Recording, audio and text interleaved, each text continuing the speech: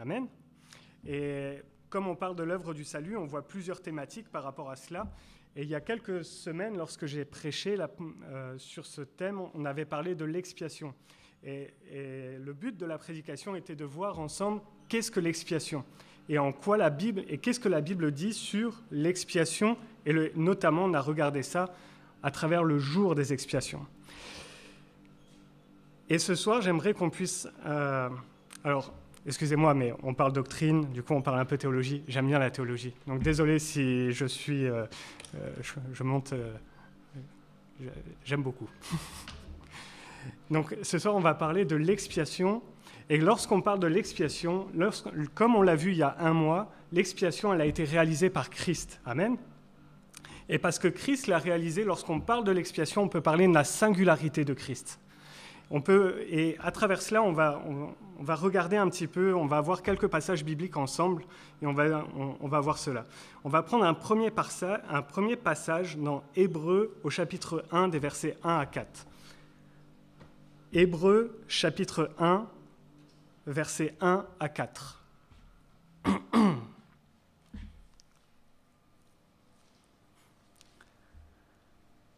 Après avoir autrefois, à plusieurs reprises et de plusieurs manières, parlé à nos pères par les prophètes, Dieu, dans ces derniers temps, nous a parlé par le Fils, qu'il a établi héritier de toutes choses, par lequel il a aussi créé le monde. Et qui étant le reflet de sa gloire et l'empreinte de sa personne, et soutenant toutes choses par sa parole puissante, a fait la purification des péchés et s'est assis à la droite de la majesté divine dans les lieux très hauts, devenu d'autant supérieur aux anges qu'il a hérité d'un nom plus excellent que le leur. Amen. Ce texte nous parle de Jésus, n'est-ce pas? Ce texte nous parle de Jésus qui était avant la fondation du monde, par qui tout a été créé et par celui par lequel nous sommes purifiés. Entendez que nos péchés sont expiés. Amen. Et c'est vraiment ce que le texte veut dire. Et tout à l'heure, j'utilisais un mot particulier, c'est le mot singularité. Christ est singulier, n'est-ce pas?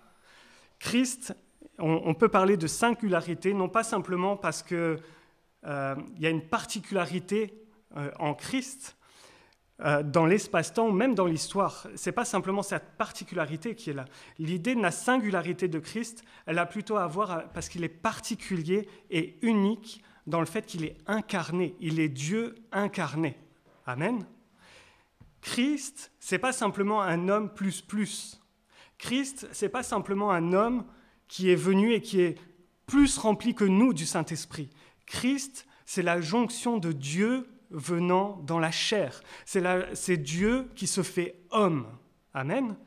Et c'est Dieu qui se fait homme. C'est la réelle incarnation de Dieu. C'est le Créateur qui vient dans la création. Amen. Et c'est l'incarnation de Dieu. Il est indivisible, uni une fois pour toutes. Il est l'alpha, l'oméga. Il est l'œuvre complète de Dieu. Amen. Il vient dans la chair. Dieu vient comme un homme pour nous rencontrer. Amen.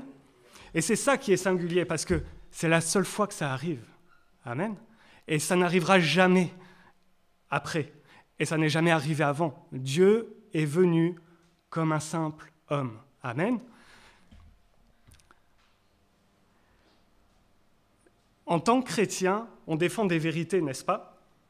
Et c'est intéressant lorsqu'on défend des vérités, des doctrines qui sont le fondement de notre foi. Amen. Et c'est pour cela qu'on voit l'œuvre du salut, parce que c'est des choses que nous défendons. Nous choisissons de défendre une certaine doctrine du salut, n'est-ce pas? Nous défendons ce que la Bible dit par rapport au salut. Amen. Ce que nous défendons, c'est que Christ est né d'une vierge, Marie. Amen. Si quelqu'un vient me voir dans la rue et me dit « Mais Christ, il n'est pas né d'une vierge. » Non. La Bible me dit qu'il est né d'une vierge. C'est une vérité fondamentale dans ma vie. Si on enlève ça de l'Évangile, on enlève une part importante de l'Évangile. On enlève le moment d'incarnation de Christ, le moment où il vient dans la chair. Nous défendons que Christ, il a été crucifié sous Ponce Pilate. Amen. Nous défendons cela. Nous défendons également que Christ est ressuscité. Ce sont des vérités fondamentales que nous défendons et que nous établissons dans nos vies. Amen. Parce que c'est parce que Christ est mort à la croix, bien avant il s'est incarné, et parce qu'il est ressuscité qu'aujourd'hui nous sommes là. N'est-ce pas? Nous sommes là parce que Christ est mort à la croix pour nous. Amen. Si Christ n'est pas mort à la croix pour nous, merci de venir m'écouter, c'est très gentil de votre part, mais ça n'aura pas de sens. Nous venons parce que Christ est mort à la croix pour nous et qu'il est ressuscité d'entre les morts. Amen. Nous défendons cela parce qu'il est notre Seigneur. Amen. Et notre Sauveur. Il est Christ. Et en Christ, Dieu lui-même, c'est ce que nous défendons. Dieu lui-même est devenu un homme. Amen. Il a transcendé sa réalité. Quelque part, Dieu dans le ciel, il est descendu jusqu'en bas. La Bible nous dit dans Philippiens 2 qu'il est venu comme un simple homme, comme un serviteur. On en a parlé dimanche. Il est venu comme un simple homme nous rencontrer. Il aurait pu venir habillé de gloire, habillé en éclat. On lit Apocalypse et lorsqu'on voit la description que Jean nous fait de Jésus, on peut se dire, mais Seigneur, pourquoi tu n'es pas venu nous voir comme ça? Parce que Christ a décidé de venir comme un simple homme pour nous voir. Et c'est important. Et lorsqu'on parle de l'expiation, c'est important. Amen. Jésus-Christ, 100% Dieu et 100% homme. Ça veut dire que jamais, lorsque Christ vient sur terre, il ne cesse d'être Dieu. Amen. À aucun moment, Jésus, lorsqu'il foule la terre de ses pieds, il ne cesse d'être Dieu. Il est Dieu tout-puissant. Et c'est important de défendre ces vérités-là. Parce qu'autour de nous, il y a des gens qui se disent chrétiens et qui n'ont pas ces vérités. Parlez à un témoin de Jéhovah. Il va vous dire, oui, Dieu, c'est le Messie, il est presque Dieu. Presque. Mais il n'est pas Dieu. Et on va voir que ça a des implications importantes pour le salut. Mais si Christ n'est pas Dieu, ça veut dire que mon salut, est-ce que je sais qu'il est acquis? Comment je peux savoir qu'il est acquis? Amen. Christ, Dieu et homme, ça constitue un fondement dans notre foi et un point de contrôle de notre connaissance de Dieu. Amen. Ça constitue cela. Christ, parce qu'il est 100% Dieu, 100% homme, je vais utiliser beaucoup de chiffres, mais c'est beaucoup 100%. Mais parce qu'il est 100% Dieu et 100% homme, il est le chemin, la vérité et la vie. Amen. Et c'est parce qu'il est totalement Dieu et parce qu'il est totalement homme que nul ne vient au Père que par lui. Amen. Il n'y a qu'un seul Seigneur. Amen. Il n'y a qu'un seul Sauveur. Et c'est Christ. C'est l'incarnation de Dieu sur terre. J'insiste beaucoup dessus, mais cette singularité, elle est absolue et exclusive. Ça veut dire qu'il n'y a pas d'autre possibilité de salut, il n'y a pas d'autre possibilité d'un autre Sauveur et d'un autre Seigneur lorsque nous parlons de la singularité de Christ. Lorsque nous disons que Christ est le seul Seigneur et le seul Sauveur, ça exclut toute autre possibilité. Ça veut dire que la Bible, lorsqu'elle dit dans Jean 14 que c'est lui le chemin, la vérité et la vie, ça exclut toute autre chose, toute autre possibilité. Dans ce monde, on nous dit, il y a plein de voies pour la vérité.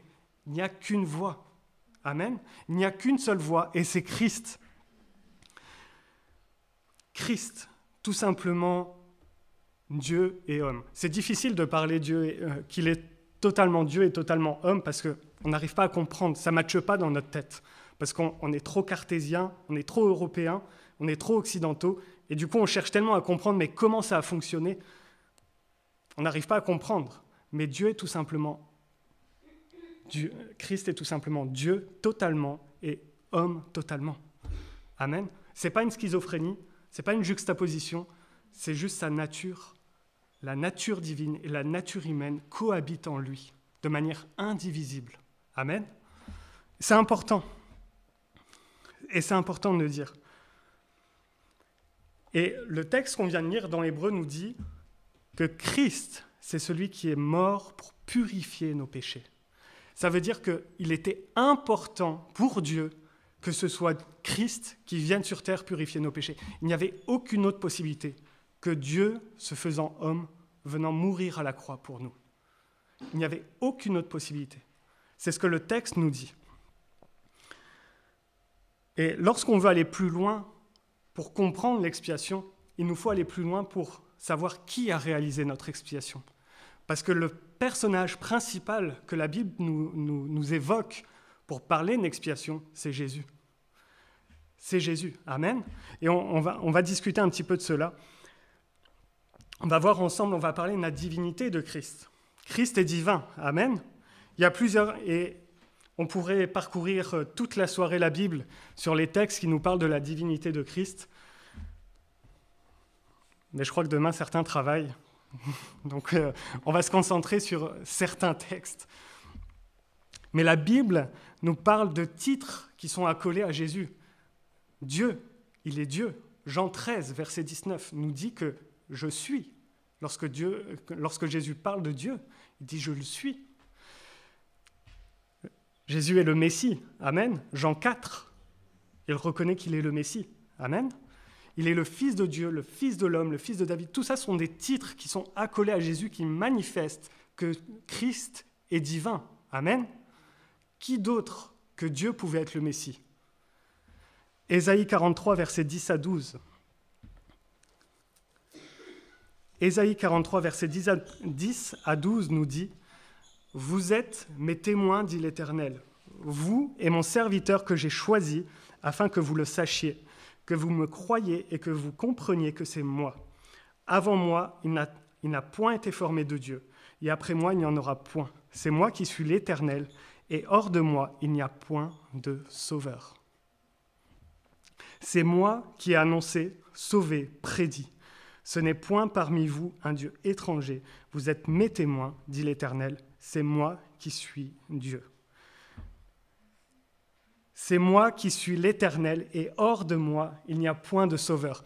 Dieu dit, hors de lui, il n'y a point de sauveur, et Dieu nous envoie Jésus-Christ pour être notre sauveur. Qu'est-ce que ça veut dire? Que Jésus-Christ est Dieu venant pour nous sauver. Ce n'est pas un simple homme qui est venu nous apporter un titre ou qui est venu nous apporter une religion ou une manière de penser. Dieu vient sur terre, lui-même. Souvent, les hommes nous disent que Dieu se montre s'il existe vraiment. Il l'a fait, il y a 2000 ans. Et plus encore, il est mort à la croix pour toi, pour pas que tu aies à payer. Amen. Dieu est notre sauveur. Amen. Il est notre sauveur et il est celui que Dieu s'est choisi lui-même pour payer nos péchés. Amen. C'est ça la divinité aussi. Hébreux 9, versets 23 à 28. Il était donc nécessaire, puisque les images des choses qui sont dans les cieux devaient être purifiées de cette manière, que les choses célestes elles-mêmes le fussent par des sacrifices plus excellents que cela. Car Christ n'est pas entré dans un sanctuaire fait de mains d'hommes en imitation du véritable, mais il est entré dans le ciel même afin de comparaître maintenant pour nous devant la face de Dieu. Et ce n'est pas pour s'offrir lui-même plusieurs fois qu'il est entré, comme le souverain sacrificateur entre chaque année dans le sanctuaire avec du sang étranger.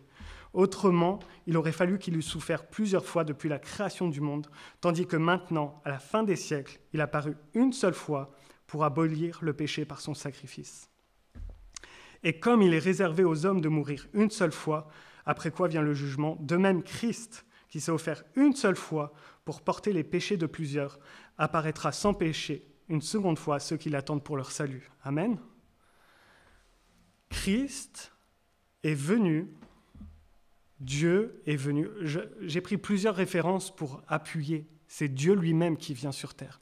Les témoins de Jéhovah vous disent, il n'est pas totalement Christ. Qu'est-ce que ça veut dire? Qu'est-ce qui se passe? Il y a des implications. On peut parler théologie, on peut faire tout ce qu'on veut, mais à un moment, on parle pratique. Si Christ n'est pas Dieu, comment je sais que Christ a acquis mon salut à la croix? Comment un témoin de Jéhovah peut dire « Oui, mon salut est acquis à la croix » Il ne peut pas le dire, parce que Christ n'est pas Dieu pour lui. Alors qu'est-ce qu'il va faire? Il va venir toquer à votre porte, plusieurs fois, et encore, et encore. Ils vont faire toutes sortes d'œuvres pour tenter d'acquérir leur salut. Parce que Christ n'était pas suffisant, parce que Christ n'étant pas Dieu pour eux, Christ ne peut pas acquérir leur salut, il ne peut pas mourir pleinement pour eux. Alors ils sont obligés de rajouter des œuvres pour être sûrs que leur salut est acquis. Mais ce n'est pas possible. Mais nous avons l'assurance que Christ, notre Jésus, c'est Dieu venu sur terre et qu'il est mort pleinement à la croix pour nous. Et que parce qu'il est Dieu qui a payé nos péchés, J'ai confiance absolument que tout est payé et que je n'ai pas besoin de rajouter quelque chose. Son sacrifice est excellent. Le texte qu'on vient de lire dans Hébreux nous dit que de tous les sacrifices qu'il y a pu avoir avant, ils n'étaient pas parfaits. Mais lorsque Christ est venu, il n'est pas venu avec du sang étranger dans la présence de Dieu. Ça veut dire qu'il est venu, c'est Dieu lui-même qui s'est offert dans la présence de Dieu. Il est venu pour s'offrir lui-même, pour que nos péchés soient parfaitement purifiés et pour que nous n'ayons pas à craindre de notre salut. Nous avons l'assurance que notre salut est acquis parce que Christ, Dieu, a payé pour moi. Amen. Nous avons cette assurance. Ça a des implications de dire que Christ était Dieu. Ça veut dire que son sacrifice, il est parfait et il est absolu. Ça veut dire que son sacrifice, il n'est pas duplicable. Je ne peux pas dupliquer le sacrifice de Christ.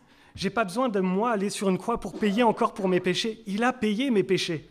Je n'ai pas besoin d'envoyer quelqu'un mourir à la croix pour moi. Christ l'a déjà fait. Son sacrifice, il n'est pas duplicable. Il est déjà parfait. Amen. Et il n'y a pas d'ajout à ajouter. Ça a des implications parce que j'espère que des témoins de Jéhovah vont voir cette vidéo et vont se dire « Et il a raison, le frère. Je vais donner ma vie au vrai Jésus. » Mais il n'y a pas d'ajout à faire. C'est-à-dire que les œuvres qu'eux font pour ajouter à leur salut, nous les faisons parce que nous aimons Dieu et parce que nous couronnons qui il est par nos œuvres. Nos œuvres viennent couronner qui il est. Nos œuvres ne viennent pas ajouter à notre salut. Amen. Je suis sauvé. Point. Maintenant, je vais servir, non pas parce que je veux ajouter à mon salut, mais parce que je veux servir celui que j'aime. Amen. Et celui qui m'a aimé.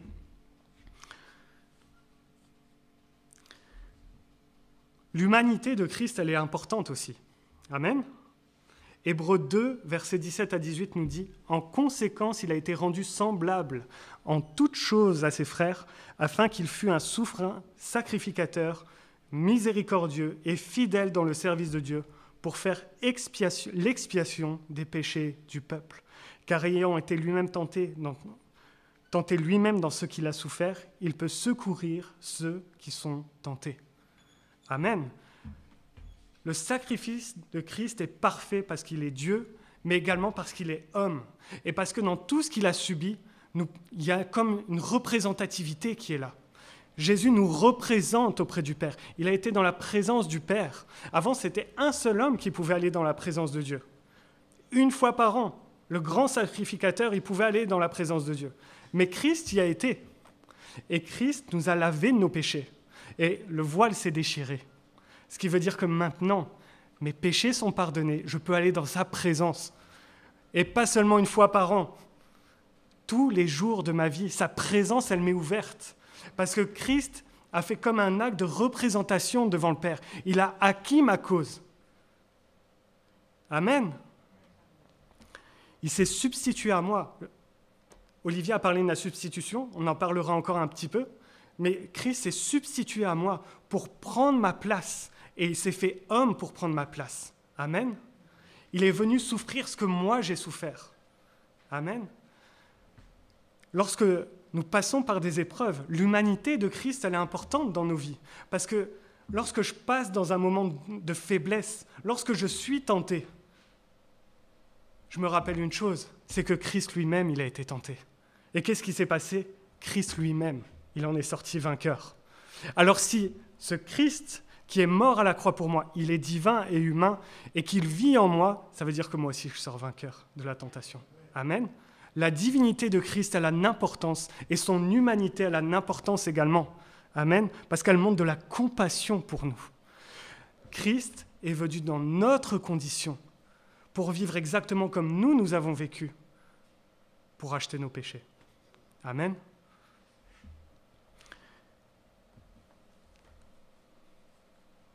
Je vais accélérer un peu. Le sacrifice de Christ est efficace. Amen. La croix, lorsque Christ agit à la croix, c'est Dieu qui vient nous rencontrer et qui manifeste son amour. Il ne manifeste pas juste un amour, oui, j'aime un peu ma création, donc je vais me donner. Non, je me donne complètement pour ma création, parce que je veux qu'ils soient sauvés.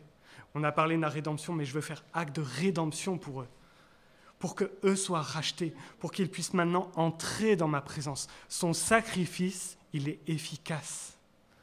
C'est parce que Christ est singulier que le sacrifice est efficace. On aurait pu offrir des taureaux, des boucs, tout ce que vous voulez pendant des années encore. Ça n'aurait pas été efficace. Nous l'avons lu dans Hébreux. Les sacrifices n'étaient pas bons avant. Mais le sacrifice parfait en Christ est arrivé. Et ce sacrifice parfait, il est efficace pour racheter ma vie. Amen.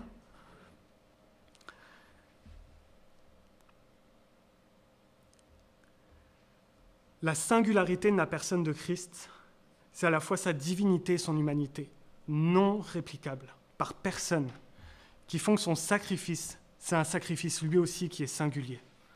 Parce que lorsque Christ meurt à la croix, ce n'est pas simplement pour sa génération qu'il meurt, c'est pour les générations futures. Mais en plus, parce qu'il est Dieu Tout-Puissant, il fait un sacrifice aussi pour les générations passées. Et tous ceux qui sont morts avec l'espérance de Christ, leurs péchés sont pardonnés. Amen. Son sacrifice, il est efficace, parfait, et il a la puissance. Frères et sœurs, pourquoi on parle de ça? Et pourquoi c'est important d'en parler encore aujourd'hui? Et comment ça devient pratique dans nos vies? Combien de fois on peut lutter dans nos vies avec des péchés qui durent, et on a du mal à s'en débarrasser. Et à un moment donné, on arrive et on se pose la question, mais comment Dieu pourrait encore me pardonner? Comment Dieu pourrait encore m'aimer après tout ce que j'ai fait? Et on lutte dans nos vies. Dieu lui-même, il est venu, il est mort à la croix. Il a pris ton péché, il l'a expié, c'est-à-dire qu'il l'a porté lui-même et l'a abandonné dans un lieu aride. La Bible nous dit que Jésus, il l'a pris dans un lieu aride et il l'a abandonné. Et il a payé auprès du Père pour tes péchés.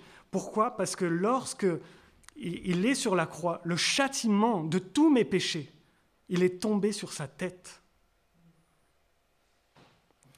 Alors maintenant, j'ai l'assurance que mon péché, il l'a porté à la croix. Et ce n'est pas un simple homme qui pouvait porter un petit peu.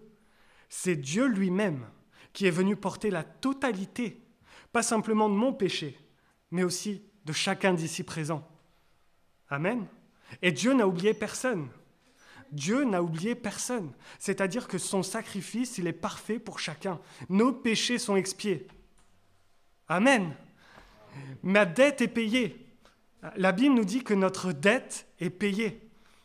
Il y a un auteur qui disait, Anselme, disait que le poids de mon péché était tellement lourd que seul Dieu pouvait le payer. Seul Dieu pouvait payer le poids de ma dette. Seul Dieu pouvait payer pour mon péché. Seul Dieu pouvait mourir, parce que même moi, si je voulais mourir pour mon péché, je ne me serais pas racheté moi-même. Mais Dieu, il est mort pour moi. Amen.